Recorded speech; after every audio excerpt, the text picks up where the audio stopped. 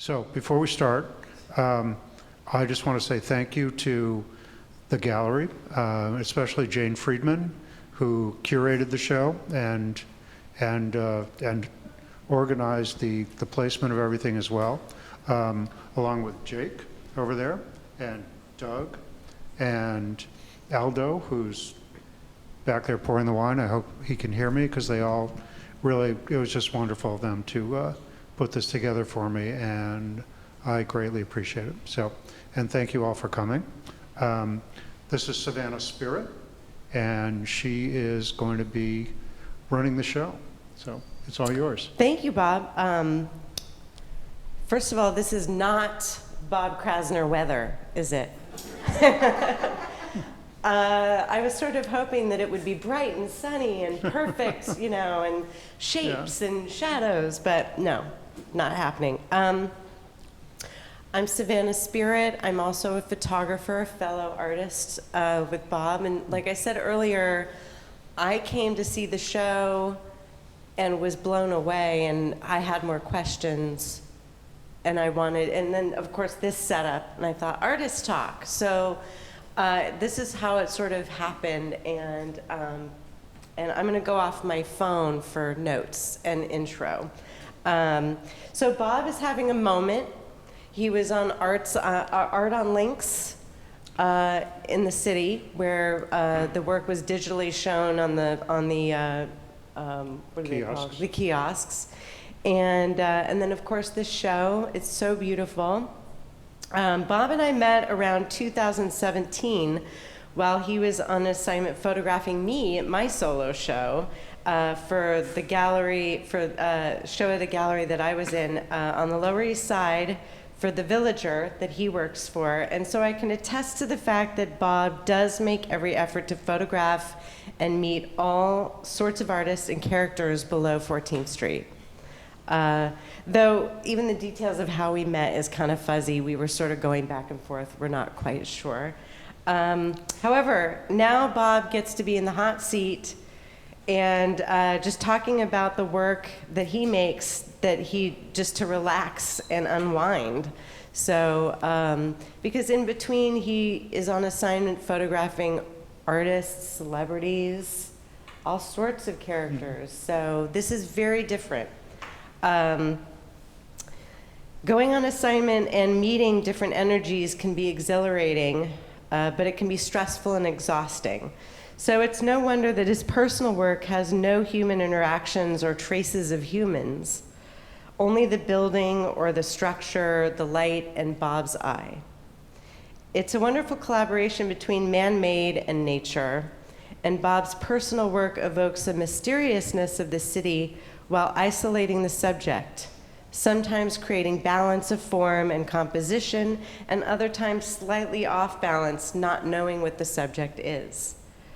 We are reminded of artists like Paul Strand, Andre Cortege, Aaron Siskind, Ray Metzger, Lee Friedlander, or we can even place this kind of work with the era of Bauhaus photography. This exhibition provokes questions and asks us to look at the city through Bob's eyes. And so I want to introduce Bob. Bob Krasner, everybody. Yay! Thank you. So I want to start by asking you to talk about and take us through your process from the time you leave your apartment and you're walking around. If you can, so please do. Okay, well, you know, basically, there are times when I go out specifically to take pictures. There are times when I'm just going to the grocery store. There are times when I'm on my way to an assignment or coming back from an assignment or a corporate gig. And if it's light out, I have my camera with me. Sometimes I leave the house at night without the camera, but the rest of the time, I've got it with me. And, you know, when I'm walking through the city, things just kind of really catch my eye. And it's not a matter of looking for photos so much as it is a matter of a lot of times I just have no choice but to take the picture. I'll see something, I'll be running to a meeting, and I'll just have to stop and pull out my camera and take a picture. I just see things basically everywhere, and the city is just an incredible place to be because, you know, even my own block, a few weeks ago I was walking down my block and I took a picture of the way the light was hitting a certain set of buildings that I'd never even seen before. I can walk around the block and do, you know, a week's worth of Instagram pictures. And sometimes I can walk out and go specifically to a neighborhood to take pictures and take a ton of pictures and come back and find that none of them are really that great. So, you know, I'm kind of always prepared for that. And you're always, I'm sorry to stop you, but you're always carrying your camera around mostly, or is it always. iPhone ever? No, never. Interesting. No, the only thing I use the iPhone for like little snapshots and things. Okay, but not this kind of work? No. All of these were done on a full frame DSLR. And are you, like when you're, oh, this, you know, I see this, I see that. Are you looking at specifically at the way that light is falling on the building or the structure? It's just calling out to you, or are you? Because I know we had a discussion that Henri Cartier-Bresson was about the decisive moment and waiting and waiting. Are you at all waiting, or are you just seeing, and you're snapping? Yeah, I see it and I shoot, you know, and sometimes I will spend a lot of time shooting one particular scene, and sometimes I'll just shoot it and go on to the next thing, and it's not like I rarely say to myself, okay, if I stand here for another half an hour, the light is going to be better than it is now. You don't do that? I don't do that. Okay. No. Because it's just you don't have the time, or it's gonna move and it won't be as vibrant. I get bored standing in the same place for a while. I got that. Yeah. Yeah. Yeah. So. So yeah. you're the opposite of Cartier-Bresson, or would you say that you look at it differently than? Well, you know, Cartier-Bresson was really one of my very first influences, because my parents had the book, The Decisive Moment. Yeah. And so I remember going through that book and being pretty amazed at the things that he was capturing. And, you know, a lot of the lessons of Cartier-Bresson I still use when I'm shooting events and, you know, things other than this. So you're anticipating those moments. Yeah, but I'm also... You're just letting it happen, whatever's there, you're shooting it, and you're composing in camera. Yeah, they're very much composed in the camera. I mean, I will crop things a little bit here and there, straighten them out. But, you know, and I'll spend a half an hour staring at a picture trying to decide if I should crop a 1/4 inch off of it or not. But there's no major cropping done in any of these, and most of them are presented the way they were shot in the camera. Okay. And as far as Cartier-Bresson is concerned, for me it's a different kind of decisive moment. By that I mean that when I shoot these images, one of the things that I think about is the fact that all kinds of things had to happen before I got to that corner taking a picture of that building in that light. You know, and it's a culmination of whoever designed the building, built the building, decorated the building, and then I had to, you know, I figure all the things that I've done in my life have led me to being on that particular corner at that particular time. And, you know, sometimes it's because I've got a job that's on the next block. Sometimes it's because I'm with a friend. Sometimes it's because I finally went to see my accountant and I walked out of the building and there was a great picture staring at me, which is that slightly surreal one that Doug is looking at now. I love that one. That's like, Thank you. it's like a door into heaven or something. It just, to me, it evokes a dreamy, surreal thing going on. But obviously there was much more to that. You just looked at that doorway. I just walked out of my accountant's office and looked up and there it was, just like that. And In all its glory. yeah, with the beautiful light and the painted sky and all of that. So for me, you know, a lot of what I appreciate about what I do is the fact that for whatever reason and for all the reasons, I've ended up at just that particular moment. And a lot of times that particular moment is really fleeting. You know, like that one at the top right there, that looked like that for, you know, maybe 2 minutes. And then everything just completely changed. The sun had come out after a storm and it hit and I shot it and 2 minutes later it was gone. You know, and I was leaving an appointment after that too. So it's kind of, so the pictures to me have, even though they're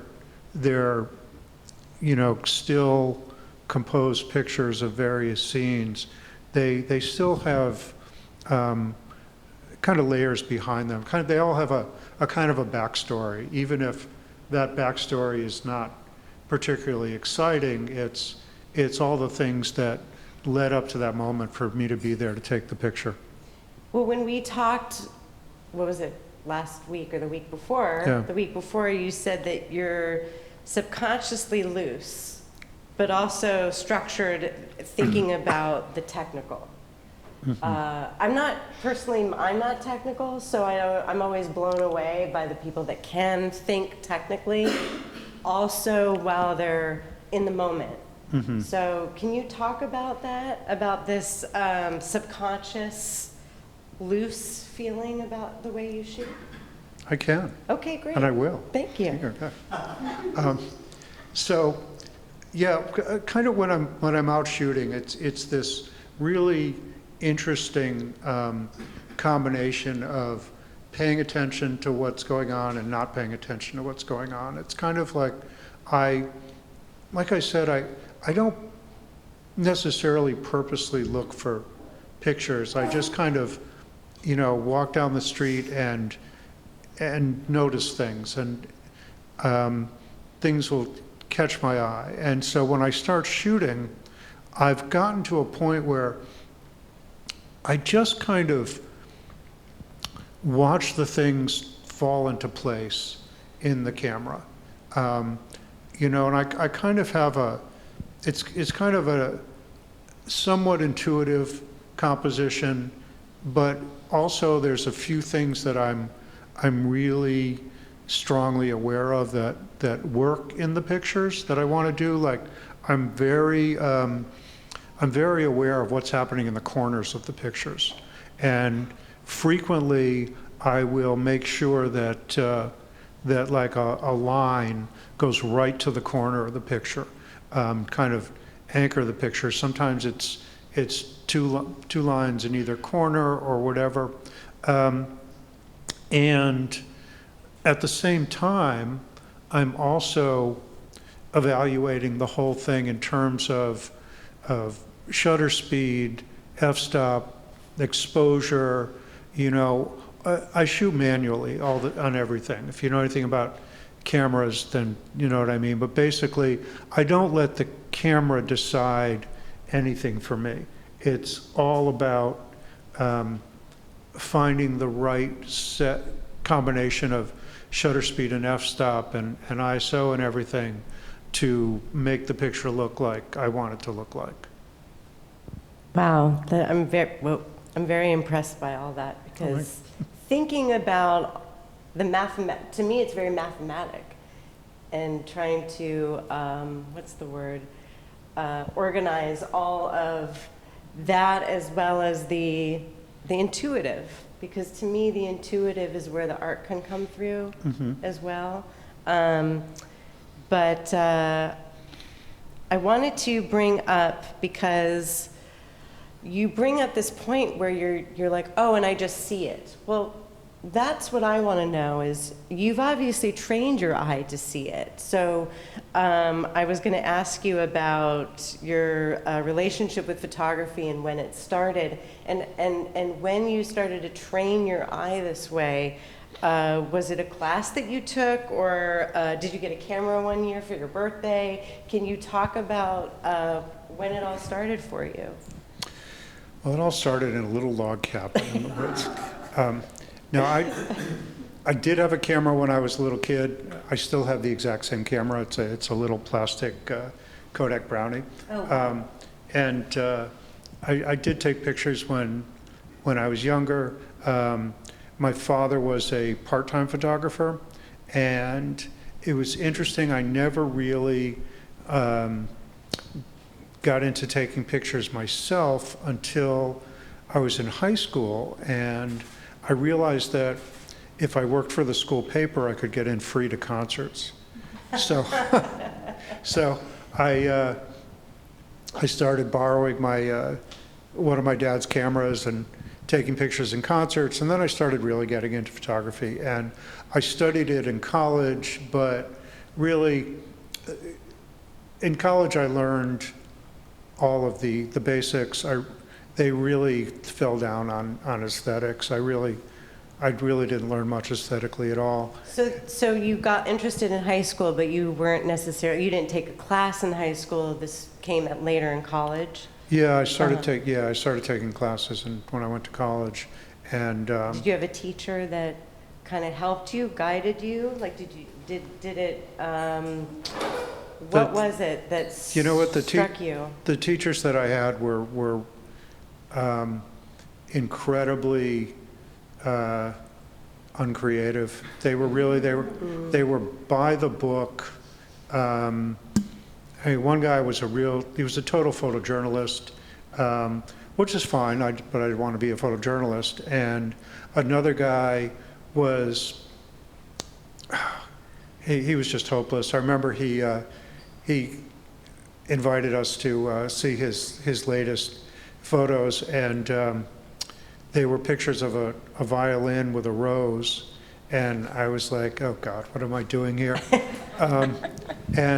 But I was doing a lot of stuff on my own. I took a couple of classes in the art department that were kind of amazing. It was an aesthetics class that I took that I learned a lot from. But I think that as far as my aesthetic, I really learned from doing it myself and really kind of immersing myself in some of the photographers that I really loved.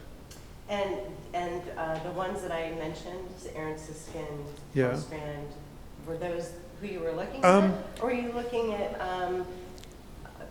Avedon, or who were you looking at? Well, Avedon did incredible things, but he was portrait and fashion photographer, and I love his work, but it didn't have that much influence on me.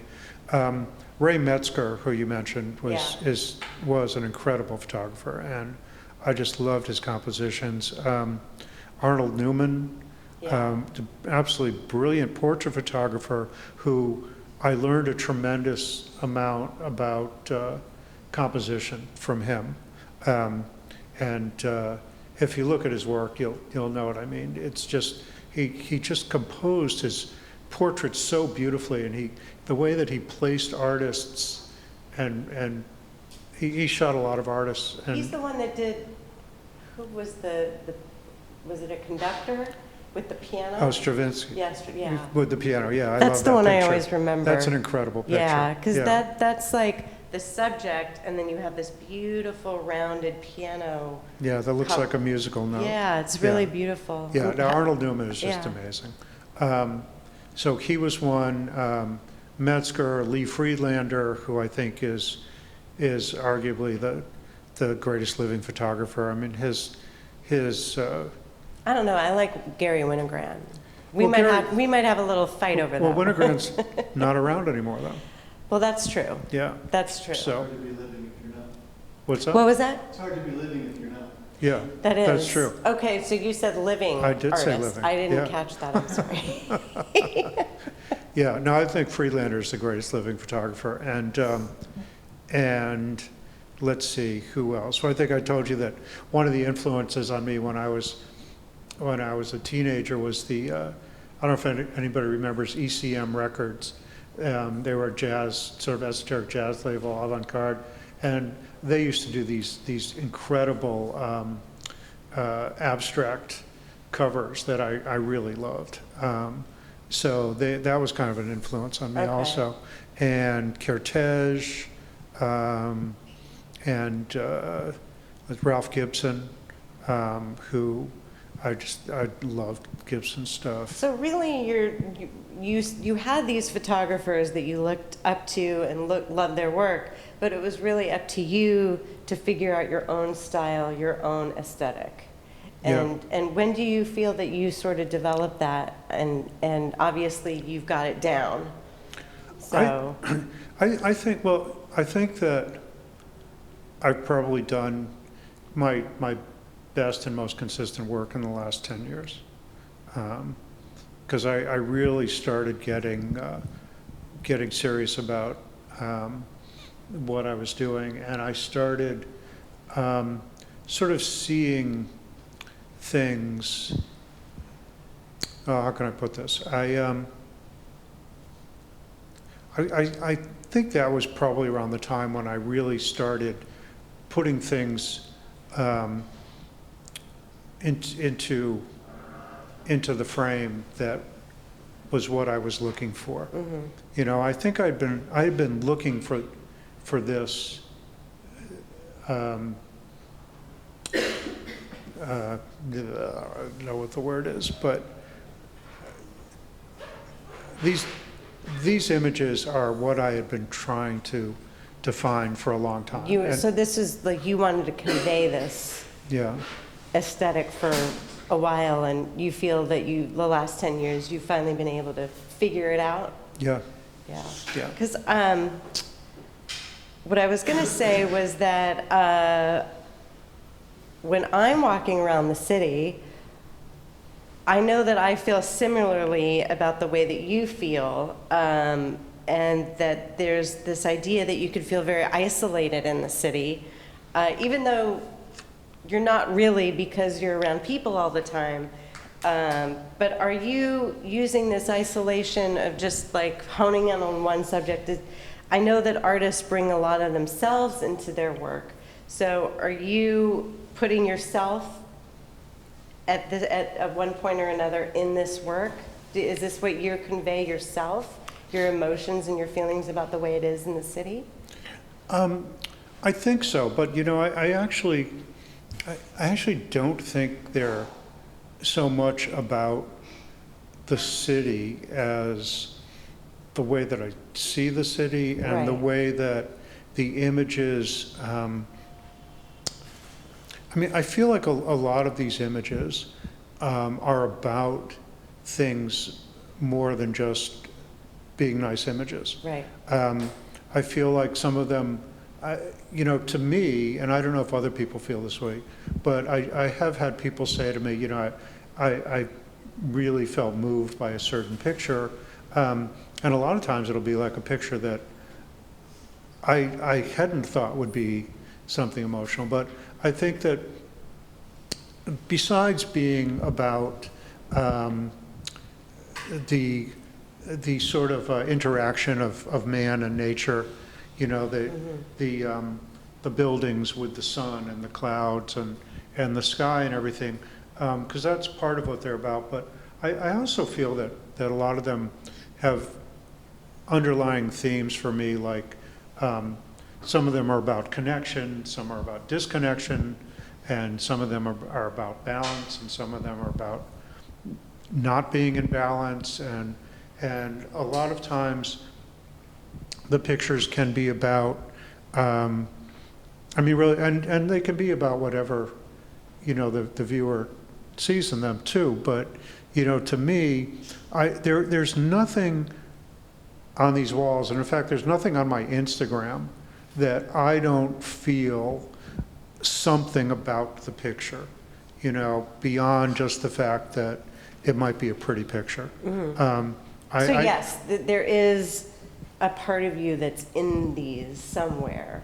Yeah. Yeah, because there's the negative, you're playing so much with negative and positive space. Like, I wonder, like, are you, I feel like shit today, so I want to do more negative space. Like, are you at all thinking about that?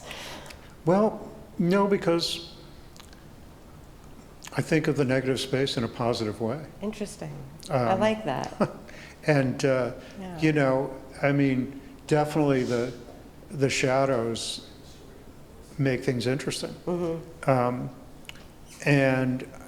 But, you know, having said that, there are times when I have specifically put something on Instagram because it reflected something about the way that I felt at that time. Yeah. Yeah, When that's definitely his true. Instagram is, how many images do you have on there?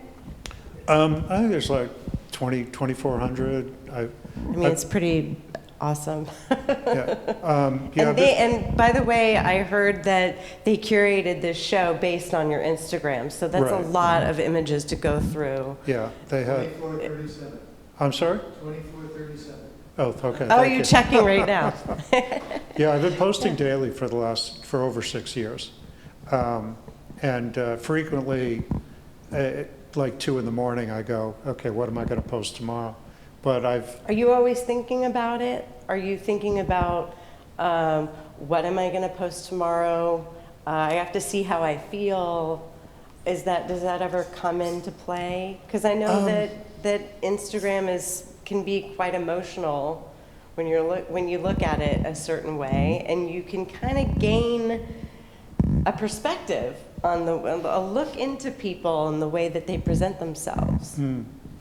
well, yeah, I don't know, because you know, basically, what I try to do with my Instagram is, well, make every photo count, you know, and because I really never put anything in there that's just like, I don't have anything, I'll throw this one in there. Right. But Instagram has been interesting for me aesthetically, because what happened was, initially when I started, I was posting people pictures, and you know, and then I was mixed in with the abstract stuff, and then I started to realize that it didn't really make sense. So I did a separate Instagram for the people pictures and made this one all abstract. And then I looked at it and was like, you know, I really don't like it when I have a whole bunch of vertical shots and then a horizontal and then more verticals. It didn't look right. So I realized that what I needed to do was alternate between the horizontal and the vertical shots, which meant that I had to start thinking, I had to remind myself to take horizontal shots, because my inclination is almost always to take vertical pictures. Because of the way that the layout is of Instagram? Or Well, no, I mean, basically when something catches my eye and I go to shoot, it's almost always a vertical shot. why? Why just vertical? I have no idea, but That's very interesting. But I had to force myself to start taking horizontal if I wanted to. Because you know it's more energy going like that. I know. I'm joking, I I'm know, and joking. I know, and most people shoot horizontal. Right, right. Yeah, I don't know why. So anyway, it forced me to start shooting horizontal, which is why there are all these horizontal pictures in here, is because I had forced myself to make that change in Instagram, which I'm really glad that I did, because it makes it much more interesting, and I've gotten a lot of really nice horizontal pictures out of it. Yeah, I mean, it's more dynamic when you have, you know, well, for the eye too. I mean, I was trained also when you're posting multiples that you want the viewer to go back and then in and then back and then in, just kind of helping the viewer, forcing their eyes to move. So to me, that's a lot more of a successful image than just all horizontal or all vertical. Right. Yeah. Right. One thing that I've really noticed about this work is that when you break it down, it could be or feel like hard edge geometric paintings. And post painterly abstraction. Instead, you're painting with light, but are you thinking about hard edge paintings at all? I mean, it lends itself to be a painting almost, some of these. Is it in your subconscious?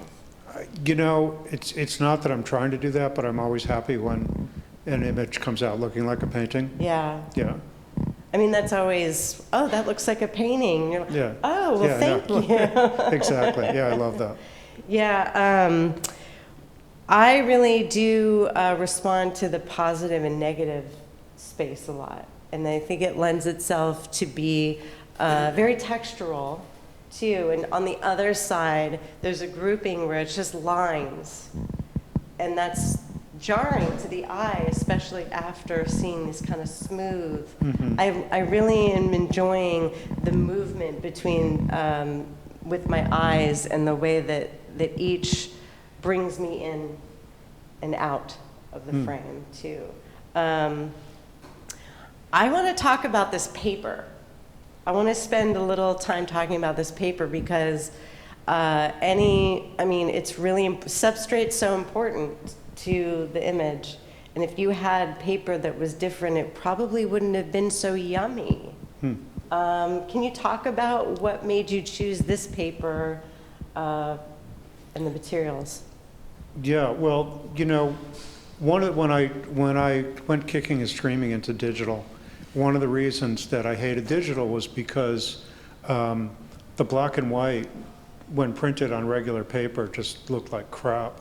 And at some point, I discovered, I think I must have gotten a sample pack at a photo show or something, and I discovered that this etching rag paper really looked amazing with black and white prints. And I also, at that point, I learned more about Photoshop too. So, you know, by beefing up my Photoshop skills and finding this kind of paper, I started making black and white prints that I really loved, which was a huge turning point for me. It was like, okay, it's Now you starting can to get like into the digital, yeah. Yeah, so I'm a little happier now. And of course, now, I mean, I still remember sitting at my desk and getting the phone call from my client who used to hire me all the time for shoot marketing parties for Vanity Fair. And she said, Bob, if you don't start shooting digital, we're never going to hire you again. I said, okay, fine. I went out and bought a digital camera. And now I have no desire to shoot film anymore, none whatsoever. I love Photoshop. I love having control over my images. And I love it that I found a beautiful paper. This is actually Hahnemühle Museum Rag is what it's called. There's another one called Canson, that Canson makes called Edition Etching Rag that's very similar. But that wasn't available in rolls, so that's why it's on the Hahnemühle. But they're very, very similar papers. And I have an incredible printer. His name is Carl. He's at Lux Lab. It's on Christie Street. And he would not quit until he got it right. He was getting prints that were coming out with lines in them and blurred edges and stuff. And he finally figured out that what he had to do was take the paper off the roll it back onto the roll in the opposite direction to eliminate some of the curl, and then put the paper in sideways into the printer rather than the way he had putting it in, and that gave him perfect prints.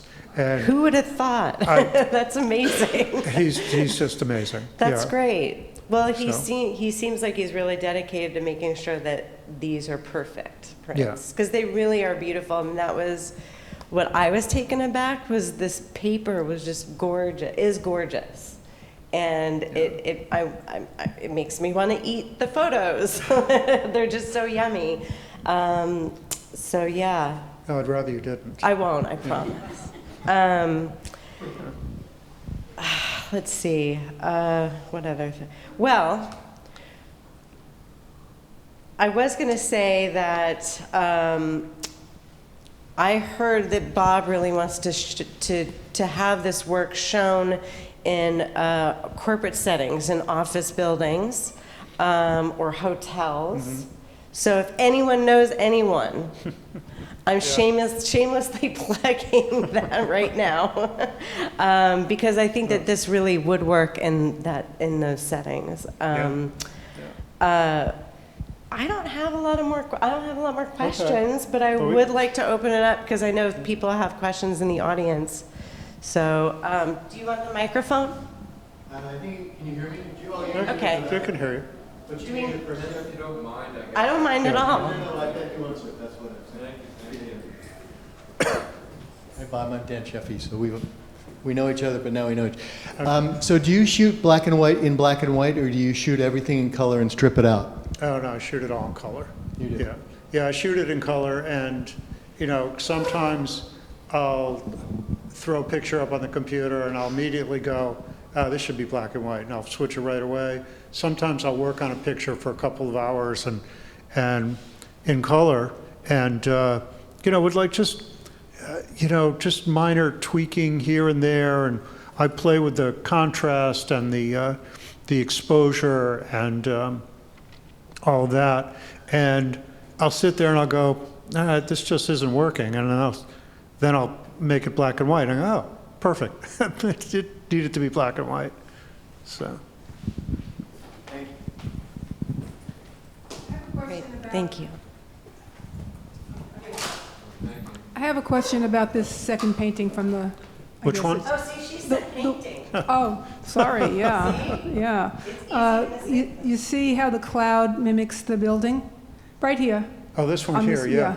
So I just was wondering, when you saw that, did you position yourself to be at that angle, or were you at, I know it's a silly question, or did you see it at that angle?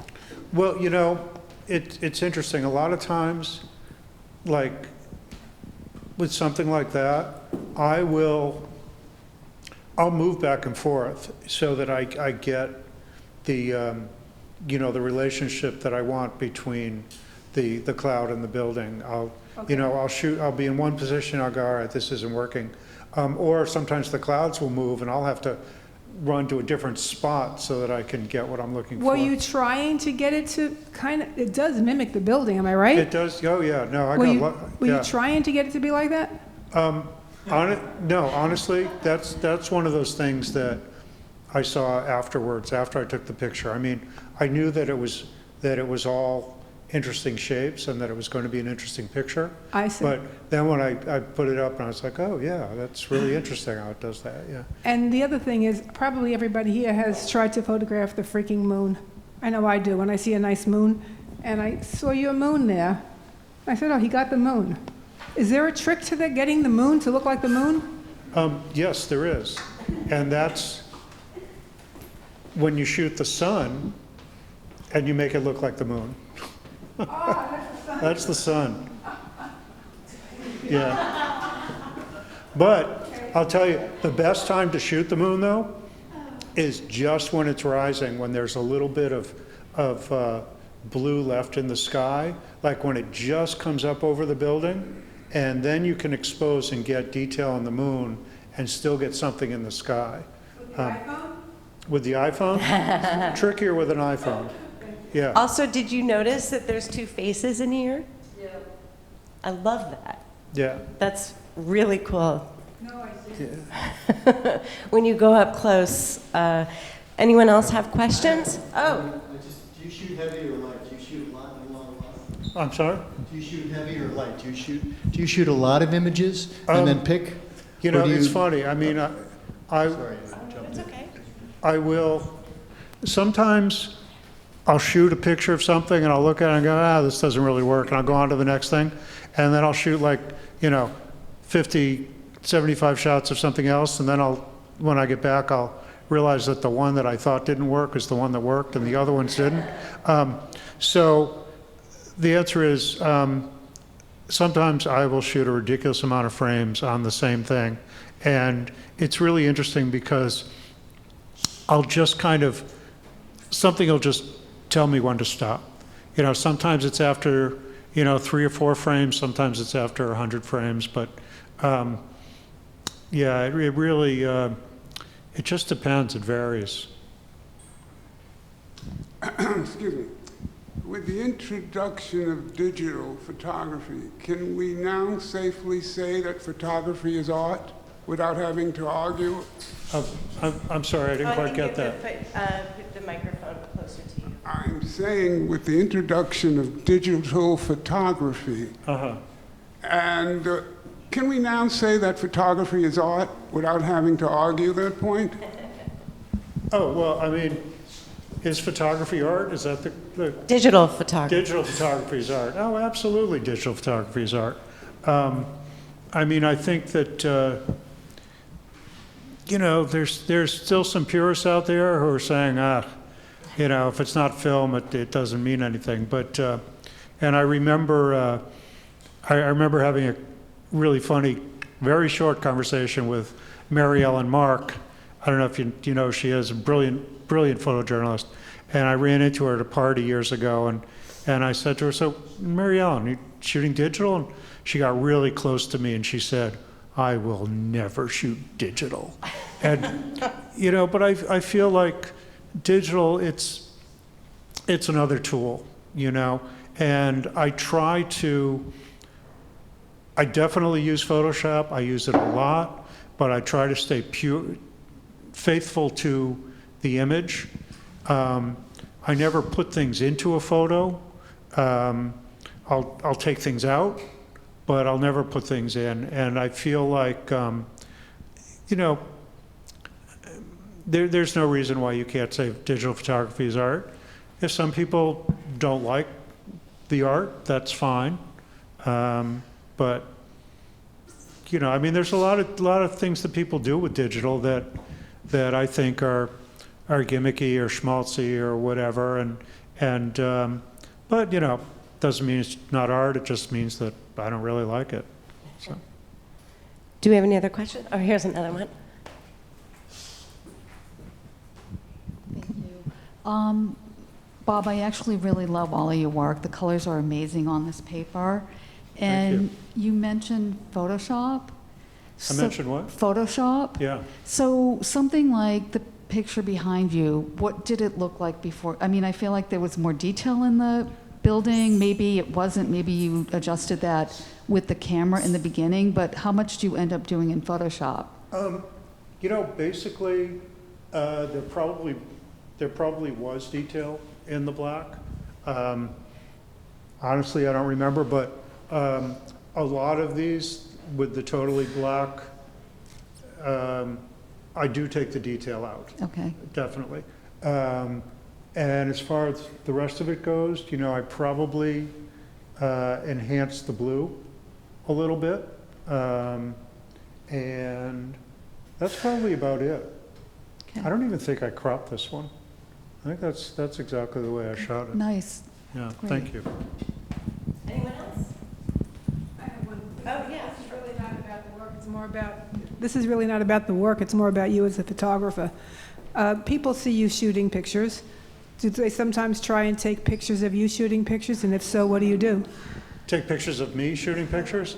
It's funny, every once in a while I end up on people's Instagrams and videos and stuff, yeah. You But okay with that? am I okay with people taking my picture? Sure, why not? I wasn't supposed to What's that? I hope so, because I just posted one. Okay. I've seen him taking pictures of other photographers. Yeah, you know, you know, and that's a whole nother thing. I actually had a whole conversation with somebody about, you know, street photography and, you know, should you be able to take a picture of anybody in the street and blah, blah, blah. And basically I feel like, you know, if people are on the street, they're in a public place, you can take pictures of them. And I feel that, you know, you know, it's a whole different thing, but it is something that I do a lot. And I know a lot of, there's this whole thing about, you know, consent, and you have to ask people to take the pictures and blah, blah, blah.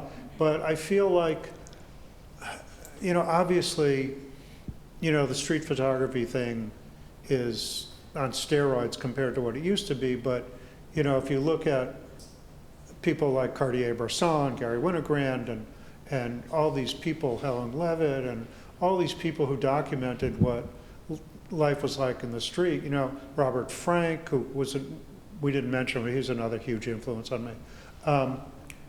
You know, then you negate you know, pieces of history that we, you know, we use those pictures now as a to kind of, you know, learn kind of what life was like back then.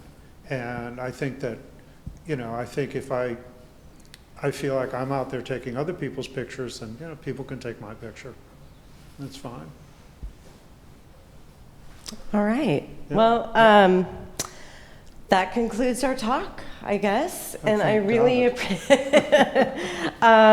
before we leave tonight, I want to invite everyone to look around, now knowing Bob's secrets, and really look at the work again and squint and study and look at the work through a different lens. So thank you so much for coming tonight.